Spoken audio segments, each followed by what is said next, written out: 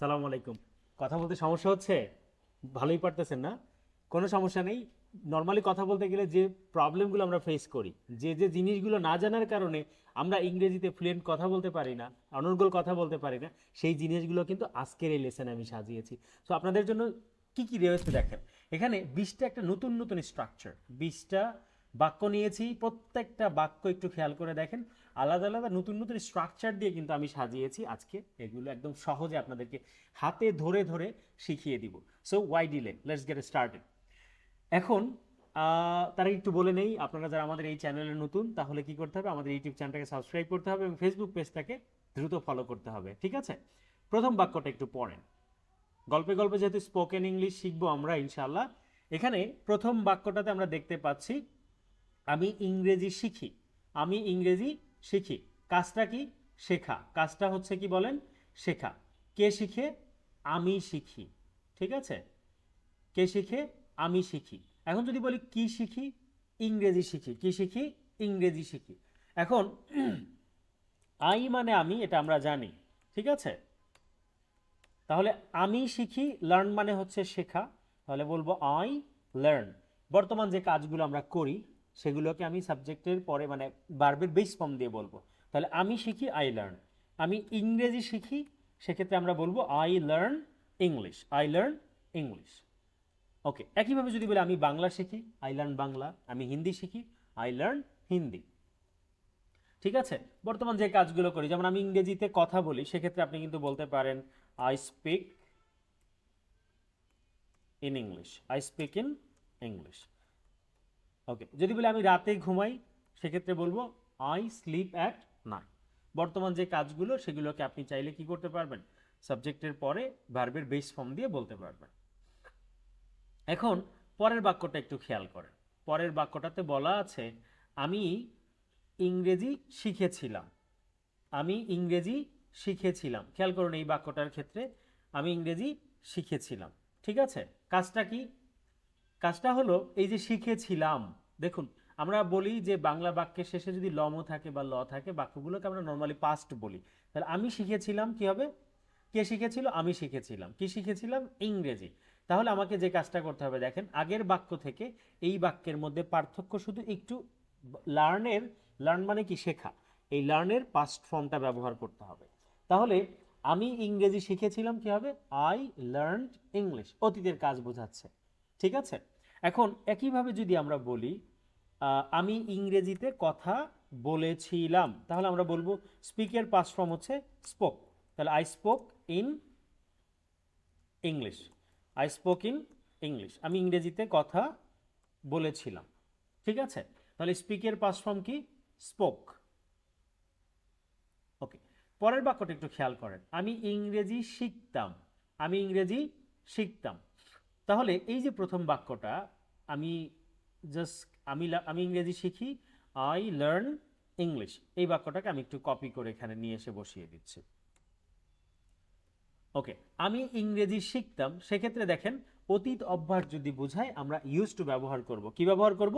Use to. অতীতে কোনো অভ্যাসগত যে কোনো কাজ যদি হয় আমরা ইউজ টু বলবো। তাহলে কোথায় বলবো? যেমন আমি ইংরেজি শিখতাম, আমরা বলবো I use to learn English. I use to learn English. যদি বলি আমি ক্রিকেট খেলতাম, আপনি এভাবে বলতে পারেন I use to play cricket. আমি ঘুমাতাম, আই ইউজ টু স্লিপ। আমি অ্যারাবিক শিখতাম, সেক্ষেত্রে আমরা বলতে পারি I use to learn Arabic.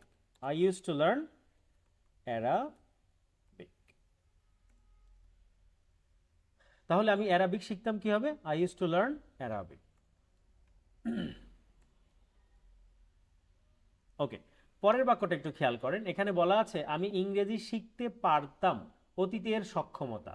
অতীতের সক্ষমতা। তাহলে এই বাক্যটাকে আমরা কুড দিয়ে বলবো। তাহলে আমি ইংরেজি শিখতে পারতাম, আমরা এভাবে বলতে পারি, যেহেতু আই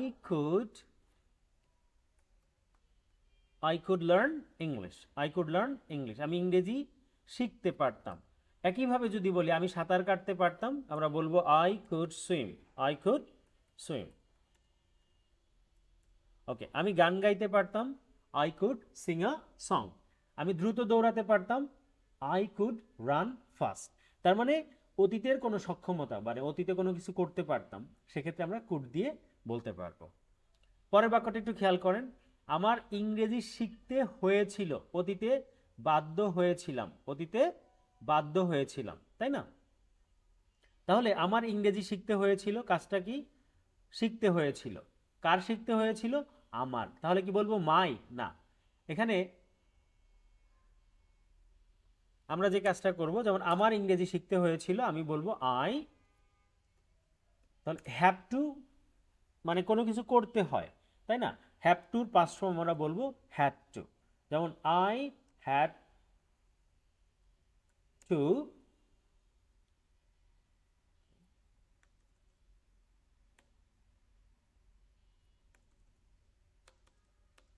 তাহলে আমার ইংরেজি শিখতে হয়েছিল, I had to learn English,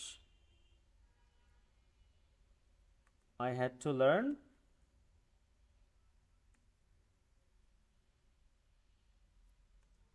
English. আমার ইংরেজি শিখতে হয়েছিল।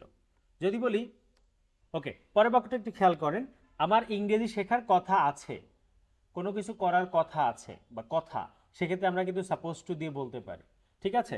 যেমন আমার ইংরেজি শেখার কথা আছে, আমরা এভাবে বলতে পারি, I am suppose to learn. খেয়াল করে দেখুন, I am suppose two learn English. আমার ইংরেজি শেখার কথা, আমি I am suppose two learn English, মানে আমার ইংরেজি শেখার কথা বা আমার ইংরেজি শেখার কথা আছে। এটা হচ্ছে বর্তমান কমিটমেন্ট বোঝাচ্ছে। এক্ষেত্রে আমরা যেটা করব, যদি বলি আমার ঢাকা ইউনিভার্সিটিতে যাওয়ার কথা, সেক্ষেত্রে বলবো I am suppose to go to Dhaka university. আমার রান্না করার কথা, I am suppose to cook. আমার মুভিটা দেখার কথা, I am suppose to watch a movie অথবা ওয়াচ দ্য মুভি। যদি বলি তার মুভিটা দেখার কথা, he is suppose to watch the movie. আশা করি বুঝতে পেরেছেন। পরের বাক্যটা দেখেন, আমার ইংরেজি শেখার কথা ছিল, অতীত কোনো কিছু করার কথা থাকলে সেক্ষেত্রে আমরা বলবো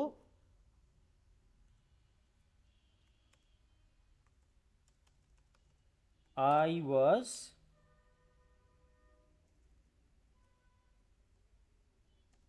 supposed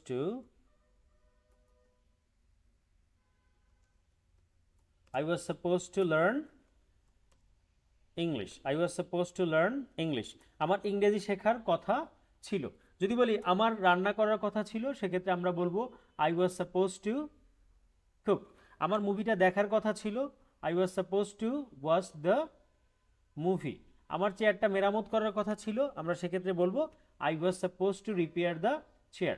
আমার চিঠিটা লেখার কথা ছিল, সেক্ষেত্রে আমরা কি বলবো? I was suppose two write the letter.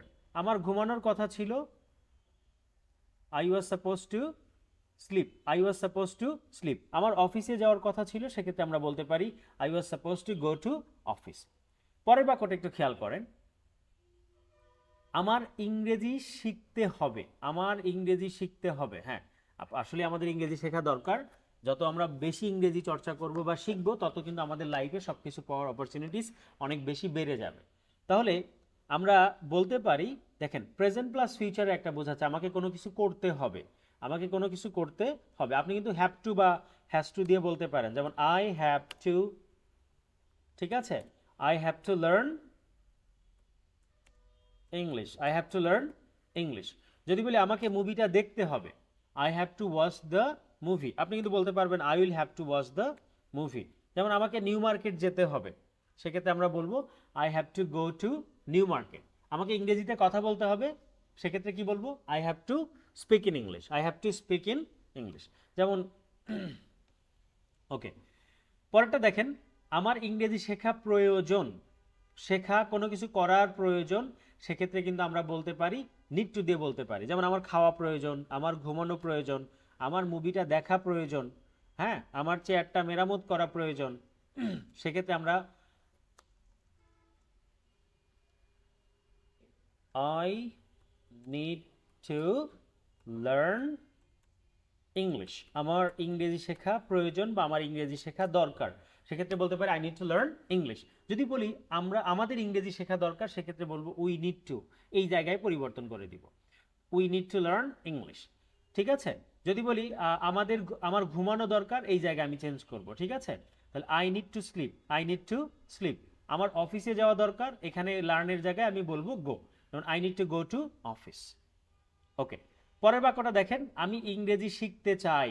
চাওয়া অর্থে যদি আমরা ব্যবহার করি, সেক্ষেত্রে আমরা ওয়ান্ট ব্যবহার করব। কি ব্যবহার করব? ওয়ান্ট। ঠিক আছে, তাহলে আমি ইংরেজি শিখতে চাই, সেক্ষেত্রে আমি বলতে পারি আই ওয়ান্ট। যেমন আমি চাই, আই ওয়ান্ট। তাহলে কি করতে চাই? শিখতে চাই, I want to learn. I want to learn, কি করতে চাই? ইংরেজি শিখতে চাই। তাহলে বলতে হবে I want to learn English. যদি বলি আমি খেতে চাই, আই ওয়ান্ট টু ইট। আমি যেতে চাই, আই ওয়ান্ট টু গো। আমি ঘুমাতে চাই, আই ওয়ান্ট টু স্লিপ। ঠিক আছে, যদি বলি আমরা ফুটবল খেলতে চাই, সেক্ষেত্রে বলবো we want to play football. আমরা ঘুমাতে চাই, উই ওয়ান্ট টু স্লিপ। আমি মুভিটা দেখতে চাই, I want to watch the movie. তার মানে ওয়ান্ট মানে হচ্ছে কোনো কিছু চাওয়া, এই অর্থে আমরা ব্যবহার করব।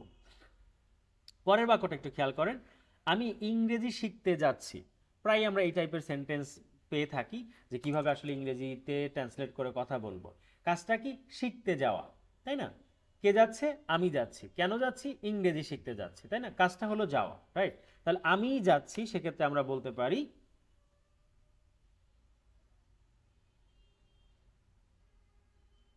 আমি যাচ্ছি, আমরা বলবো হচ্ছে আই অ্যাম গোয়িং। তাহলে আমি যাচ্ছি, I am going.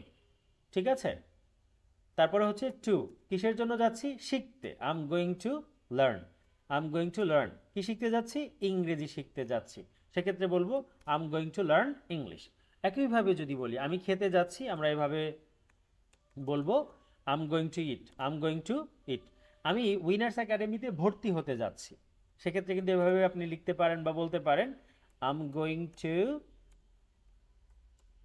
Admit. Admit মানে কি? ভর্তি হওয়া। I am going to admit at, কোথায়? Winners academy. I am going to admit at winners academy. আমি উইনার্সে ভর্তি হতে যাচ্ছি। ওকে, যদি বলি সে ঘুমাতে যাচ্ছে, he is going to sleep. যদি বলি আপনি রান্না করতে যাচ্ছেন, সেক্ষেত্রে কিন্তু আপনি বলতে পারেন you are going to cook. Well, পরের বাক্যটা দেখেন, খুবই মজার। আমি ইংরেজি শেখা প্রায় শুরু করেছি, মানে কোনো কিছু এক্ষুনি, মানে একটু পরেই করতে হবে। ঠিক আছে, সেক্ষেত্রে কিন্তু আপনি অ্যাবাউট টু দিয়ে বলতে পারেন। কি দিয়ে বলতে পারেন? About two. ওকে, যেমন ওকে, যদি বলি I am about to learn, I am about to learn English, I am about two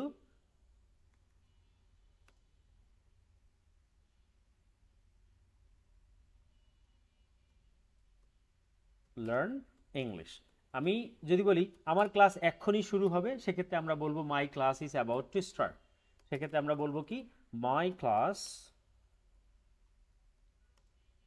is about to start. আমার ক্লাস এক্ষুনি শুরু হবে। যদি বলি সে এক্ষুনি আসবে, he is about to come. যদি বলি আমি এখনই ইংরেজি চর্চা করব, সেক্ষেত্রে আমরা বলতে পারি I am about to practise English.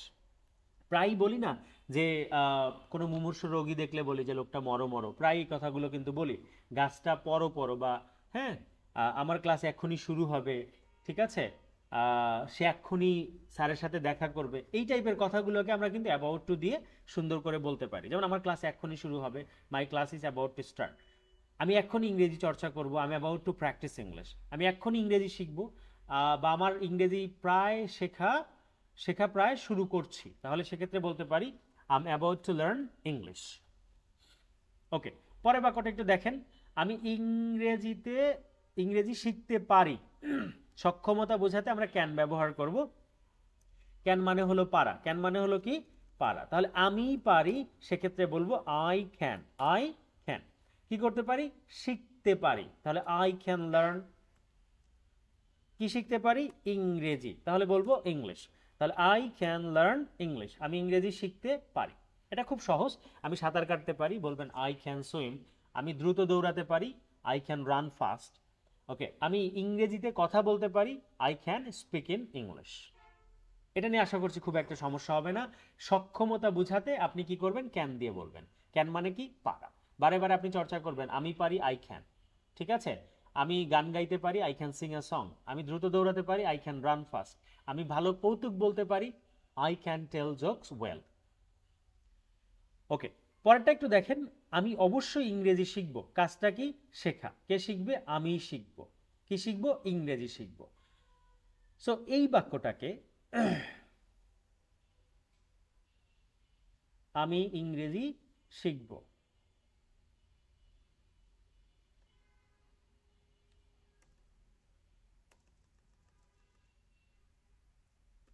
আমি ইংরেজি শিখব, ঠিক আছে। তাহলে আমরা এখানে কি করতে পারি, মাস্ট ব্যবহার করতে পারি। মাস্ট মানে হচ্ছে কি, অবশ্যই। তাহলে আমি অবশ্যই ইংরেজি শিখব, সেক্ষেত্রে বলবো আই মাস্ট লার্ন ইংলিশ। আমি অবশ্যই ইংরেজি শিখব। যদি বলে আমি অবশ্যই মুভিটা দেখব, সেক্ষেত্রে বলবো I must watch the movie. আমি অবশ্যই চেয়ারটা মেরামত করব, I must repair the chair. Okay, পরটা দেখেন। আমার ইংরেজি শেখা উচিত। কোন অর্থে, উচিত অর্থে আমরা শুড ব্যবহার করব। কি ব্যবহার করব, শুড ব্যবহার করব, তাই না। তাহলে কার শেখা উচিত, আমার শেখা উচিত। কি শেখা উচিত, ইংরেজি। হ্যাঁ, সেক্ষেত্রে আমরা এভাবে বলতে পারি, আমার ইংরেজি শেখা উচিত। এখানে আমি জাস্ট শুড দিয়ে দিব। শুড মানে কি, উচিত। তাহলে আমার ইংরেজি শেখা উচিত, সেক্ষেত্রে বলবো আই শুড লার্ন ইংলিশ। আমার ঘুমানো উচিত, আই শুড স্লিপ। আমার মুভিটা দেখা উচিত, I should watch the movie. আমার চেয়ারটা মেরামত করা উচিত, সেক্ষেত্রে কিন্তু আমি বলতে পারি I should repair the chair.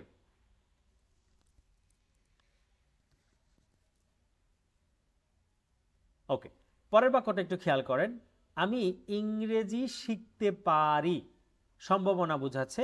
সেক্ষেত্রে আমরা মে দিয়ে বলতে পারি। কোনো কিছু সম্ভাবনা যদি বোঝায় 50%-এর একটু কম, সেক্ষেত্রে আমরা মে ব্যবহার করতে পারি। কোনো কিছু করতেও পারি, ঠিক আছে।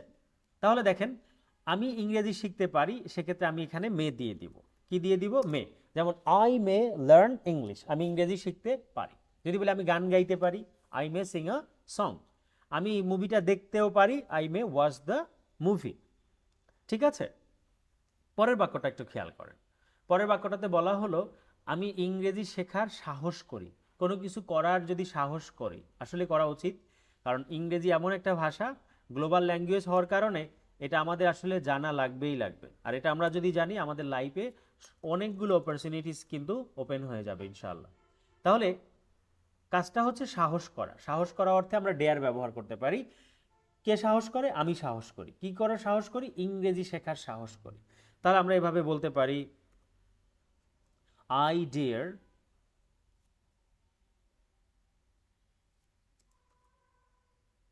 I dare to. কোনো কিছু করার সাহস করা, সেক্ষেত্রে আমরা বলবো ডিয়ার টু। যেমন I dare to learn English, আমি ইংরেজি শেখার সাহস করি। I dare to learn English. যদি বলি আমি একা চলার সাহস করি, তাহলে I dare to walk alone. যদি বলি আমি একা থাকার সাহস করি, সেক্ষেত্রে কি বলবেন, I dare to live alone.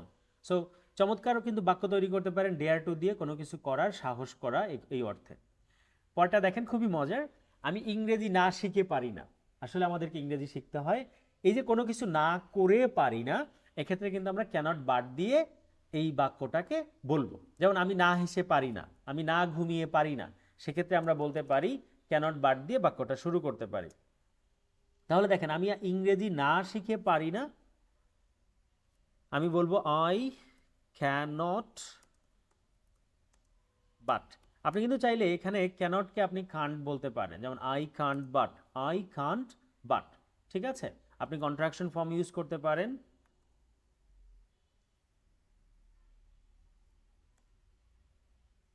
I can't, ক্যানটকে আমরা বলতে পারি can't. I can't but learn English, আমি ইংরেজি না শিখে পারি না। এক্ষেত্রে আমি বলতে পারি, যেমন আমি না হেসে পারি না, সেক্ষেত্রে বলবো আই কান্ট বাট লাফ। আই কান্ট বাট লাফ। আমি না খেয়ে পারি না, কি হবে, আই কান্ট বাট ইট। আমি না ঘুমিয়ে পারি না, আই কান্ট বাট স্লিপ। তার মানে কোনো কিছু না করে পারি না, সেক্ষেত্রে কিন্তু আমরা চাইলে সুন্দর করে ক্যানট বাট এই স্ট্রাকচার দিয়ে বলতে পারি। পরটা দেখেন, আমি ইংরেজি না শিখে পারিনি, অতীতের কথা, কোনো কিছু না করে পারিনি, সেক্ষেত্রে আমরা কুডেন্ট বাট দিয়ে বলবো। কি দিয়ে বলবো? কুডেন্ট বাট দিয়ে বলবো, তাই না? তাহলে আমি কোনো কিছু না করে পারিনি, আই কুডেন্ট বাট দিয়ে বলবো। যেমন আই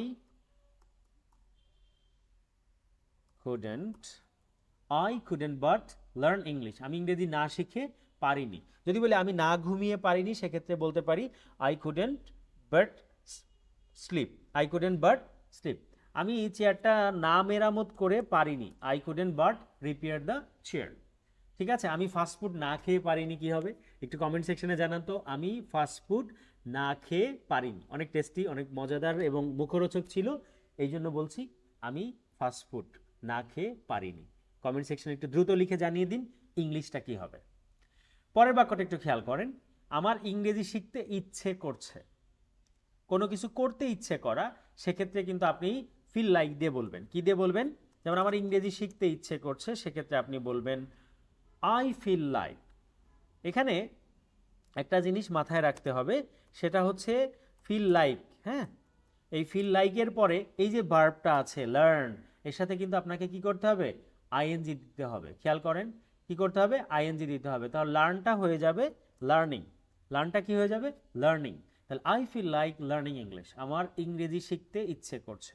যদি বলি আমার বার্গার খেতে ইচ্ছে করছে, I feel like eating burger. যদি বলি আমার মুভিটা দেখতে ইচ্ছে করছে, সেক্ষেত্রে আপনি কিন্তু বলতে পারেন I feel like watching the movie. আপনার অনেক কিছু করতে ইচ্ছে করবে, সেক্ষেত্রে আপনি কি ফিল লাইক দিয়ে বলবেন, বলে যাবেন, কোনো সমস্যা তো নাই। ফিল লাইক মানে কোনো কিছুই করতে ইচ্ছে করছে, তাই না? আপনার ইংরেজিতে কথা বলতে ইচ্ছে করছে, আপনি বলবেন I feel like speak in English, তাই না? ফিল লাইকের পরে কি করবেন? শুধু ভার্ব আসলে আইএনজি দিয়ে বলে দিবেন। ভাই খালি বলে দেন, দেখবেন যে আপনার আস্তে আস্তে জড়তা চলে গেছে, আপনি সুন্দর করে কথা বলতে পারতেছেন। আমি গল্পে গল্পে স্পোকেন ইংলিশের এই সিরিজে অনেকগুলো ভিডিওস বানিয়েছি শুধুমাত্র আপনাদের জন্য। যদি আমাদের এই ভিডিওগুলো আপনার এতটুকু উপকারে আসে, সেটা অবশ্যই কমেন্ট সেকশনে লিখে জানাবেন আপনি কতটা কিভাবে শিখতে পারছেন। আর যদি উপকৃত হন, আমাদের চেষ্টাটা সার্থক হবে।